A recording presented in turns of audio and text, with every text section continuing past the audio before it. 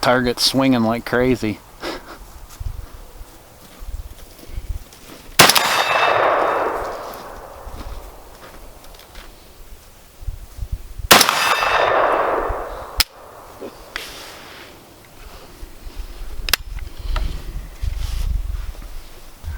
Welcome back to the Range Report. We're out here in an undisclosed location in the People's Republic of New York with the Evil AR-15 and the Elftmann Trigger group that we installed last week. Jimmy, tell us a little bit about your rifle.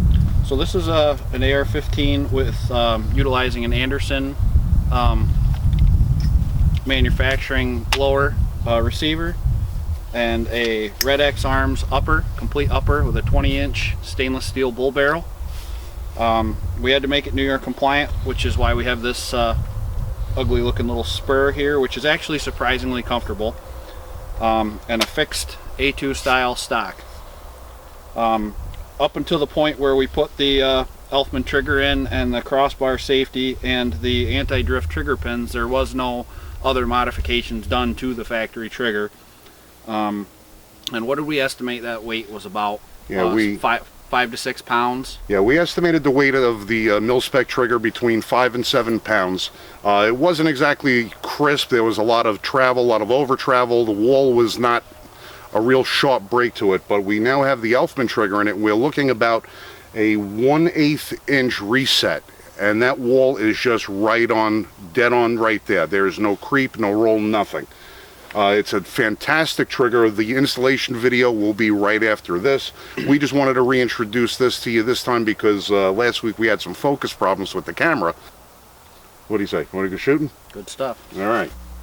In addition to testing the Elftmann trigger that we installed on our AR-15, we're also doing a long-term test of our target medium here. This is an A500 plate steel that was supplied to us by High Caliber Targets. You can check them out on Facebook.com, Caliber Target. They were nice enough to send this to us. They said throw everything you have at it. Well, we have. We've been hitting it with everything from 30-30s, 500 Magnums, 357s, 44 Magnums, and everything in between. We're going to be breaking into some very heavy-duty rifle cartridges very soon, but for now, today's test is going to be 223. We've been keeping a log of everything that we hit at it, and so far the only thing that we've managed to do is scratch the powder coating. So if you want to get yourself a good quality target, check these guys out. Maybe theirs will perform as well for you as they have been for us. We have a feeling this target's going to be with us for a long time. Alright, we're going to take a look and see exactly how much travel is in the trigger, and then we're going to check to see what the reset looks like. So Jimmy, let's give this a squeeze and we'll see if we can't get an audible. Alright, we are verified empty.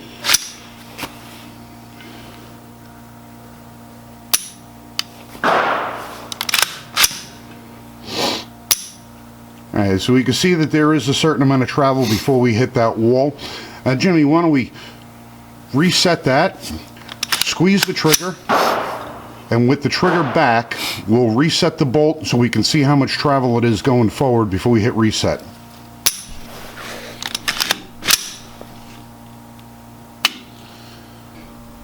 Alright, so far what we did is took off the little New York State compliant grip nub and the mounting hardware. We've also taken out the detent for the safety and the spring because we're going to be replacing that as well.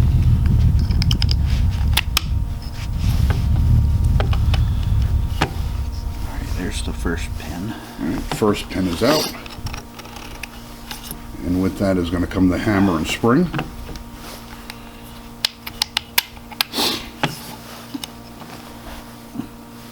Second pin.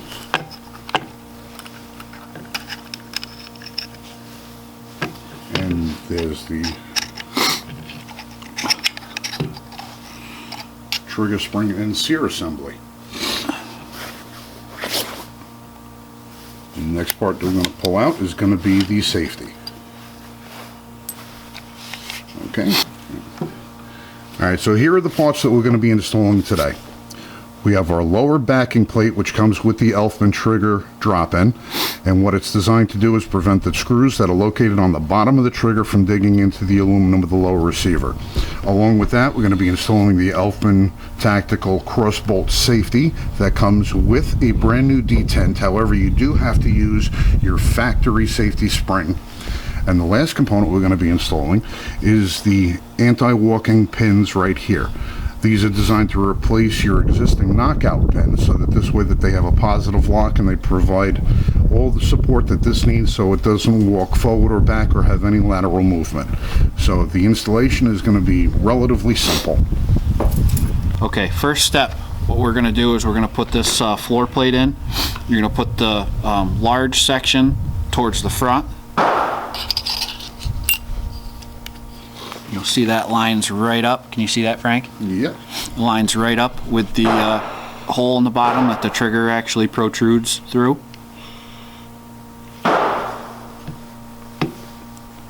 So then after that, take this trigger assembly and it drops right in there, hence the name drop in.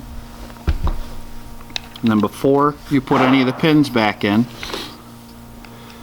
you're going to put this crossbar safety through. You will have to wiggle that trigger assembly slightly to get it to line up where it needs to be. And from there, we're going to take these pins. Now this comes with two plates like this. One of them has half moon shaped cutouts, which match up with these pins. On one end there's a half moon shaped keyway like thing, and then there's a foam piece. Now the foam piece is just so that there is no lateral movement in the trigger. And once it's compressed between those plates, it offers a little bit of resistance so that it maintains a level of tightness between those pins. Yeah, there's no slop.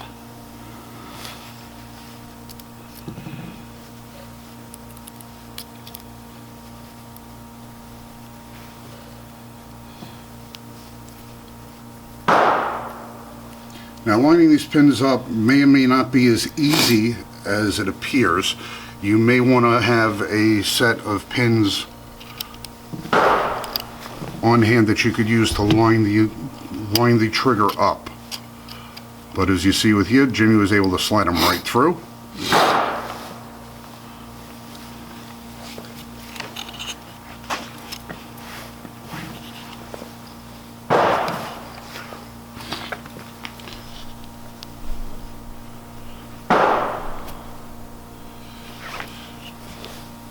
So then here is where you have to line up these half moon shapes. Now the flat side of these pins has to face the center, so they need to face each other. And this plate will slide right over top of that. Then you give it a little push from the back to compress that foam. And then this little master link clip slides right down over the back one. Use a screwdriver. You just pry it up and clips right in. And with that installed, the next step is going to be to install the detent and retaining screw into the safety.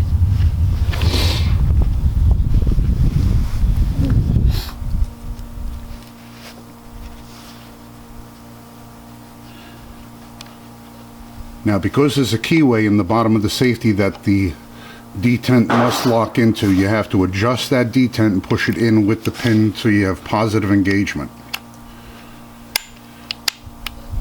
Alright, we are in the groove that we need to be within. Reinstall our safety detent spring. In fact, this, I think I'll slide this into the grip. It'll be easier that way.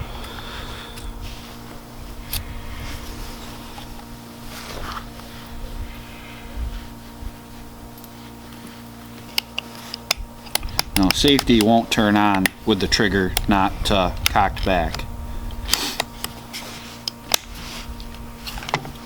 But, safety is engaged, will not drop that hammer. Alright, so now we'll get the upper put back on and we'll run some shots and see how this trigger functions. Alright, so here we are. Everything is back installed. We have the new Elftmann drop-in trigger. It's set to its maximum at 4.5 pounds. We have the new Elftmann Tactical Crossbolt Safety and the anti-walking trigger pins. What we're going to do now is take a look at how crisp this trigger is in relation to the one that we had in there previous. So Jimmy, why don't you take a look and see what that brake feels like. Alright, so we verified empty. We don't even have a mag in.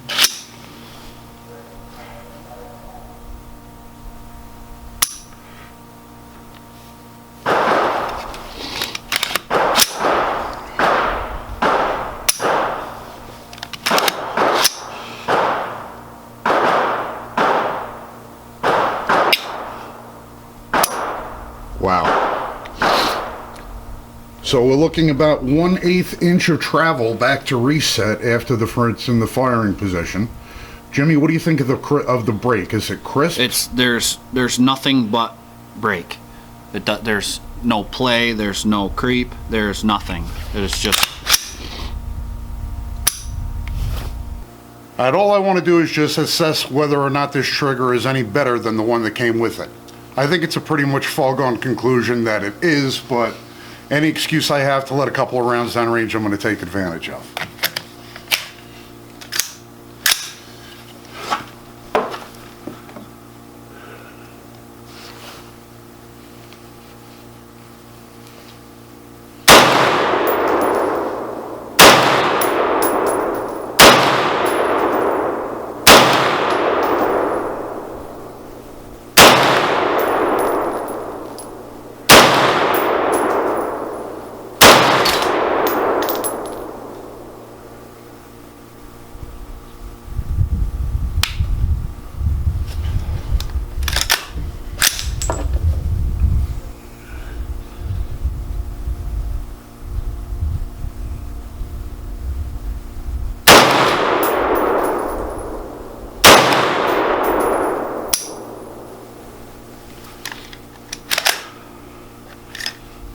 Okay.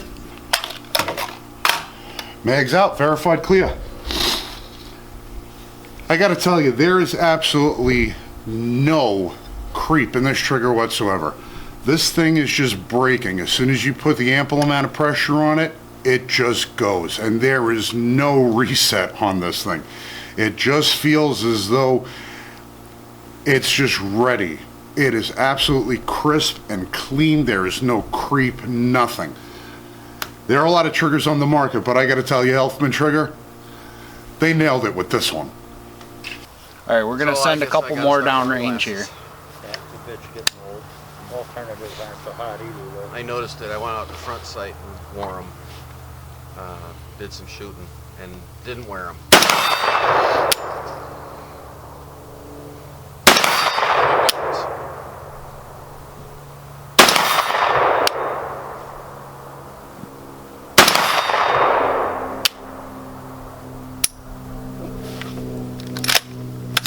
We are empty. So Elftmann Trigger sent us this little skeletonized AR15 style trigger, and it is a drop-in. It was incredibly easy to install. We had 2 pins. You just pop out. You can even use the firing pin of the AR15 to drive the pins out of the stock Mil-Spec Trigger. They also sent us this anti-drift trigger pin kit, which we installed in conjunction with the trigger. It took us probably around 10 minutes to install using basic hand tools. We had a flathead screwdriver, and you can use a punch, or like I said, you could probably use that firing pin.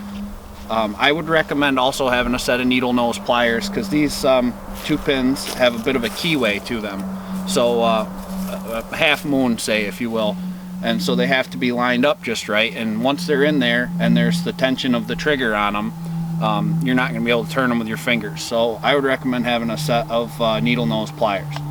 So installed, it is a massive improvement over a Mil-Spec trigger. Like we've said before, we were probably running between 5 and 7 pounds before. This one is adjustable from 2.5 to 4 pounds, and we have it set on the maximum right now, and it is incredibly light and crisp. Over the next few weeks, we're probably going to try and reduce that and see, you know, how it reacts, how it affects the guns, how it affects our groups. We are shooting at 50 yards. We're really not testing its accuracy improvements in this test video, more or less the feel, and the feel is superb.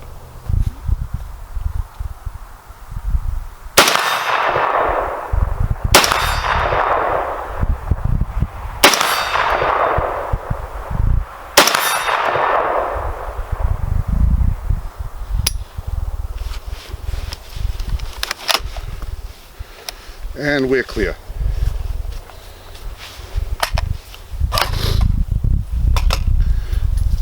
This trigger is remarkably crisp. There is absolutely no travel in it. All you feel as soon as you put your finger on it is the wall.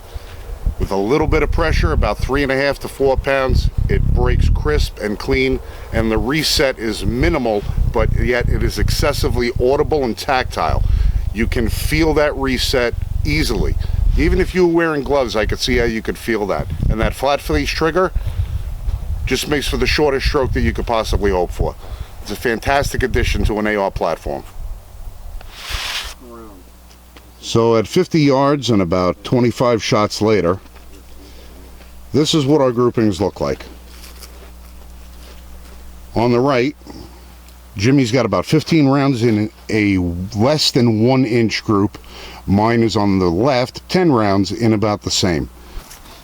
With an MSRP of about $300 for the Elftmann Trigger, the anti-roll pins, and the crossbolt safety, we've made a remarkable improvement to an otherwise Mil-Spec New York State compliant rifle. If you want your firearm to perform as well as this one does, give Elftmann Tactical a look. Order some of their parts, it's really good stuff.